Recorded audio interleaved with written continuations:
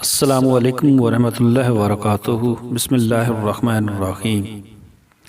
نبی کریم صلی اللہ علیہ وسلم نے ارشاد فرمایا، آدمی کی سعادت یہ ہے کہ خدا تعالی نے جو اس کے لیے مقدر فرمایا اس پر راضی رہے، اور آدمی کی محرومی یہ ہے کہ خدا تعالی سے خیر مانگنا چھوڑ دے، اور یہ بھی آدمی کی محرومی ہے کہ خدا تعالی نے جو اس کے لیے مقدر فرمایا اس سے ناراض ہو۔ یہ احمد و ترمذی کی حدیث شریف تھی۔ ابھی حدیث نمبر 2۔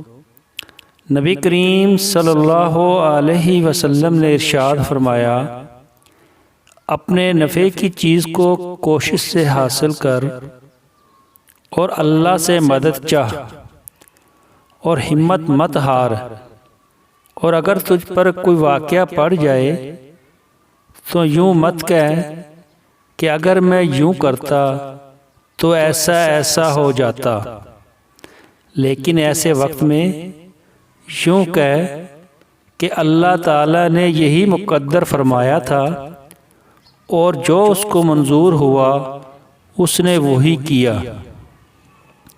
یہ مسلم شریف کی حدیث شریف تھی۔ حدیث نمبر آگے 3۔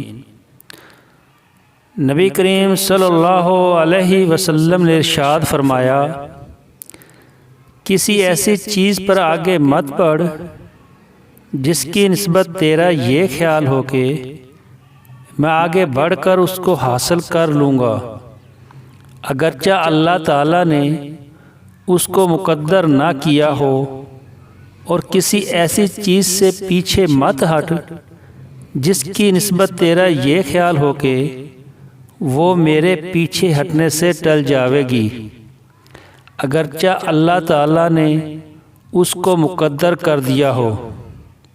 یہ نیچے بک کا حوالہ ہے۔ ابھی حدیث نمبر 4۔ نبی کریم صلی اللہ علیہ وسلم نے ارشاد فرمایا، اللہ تعالی نے تمام بندوں کی 5 چیزوں سے فراغت فرما دی ہے، اس کی عمر سے، اور اس کے رزق سے، اور اس کے عمل سے، اور اس کے دفن ہونے کی جگہ، اور یہ کہ انجام میں سعید ہے یا شقی ہے۔ یہ احمد کی حدیث مبارکہ ہے۔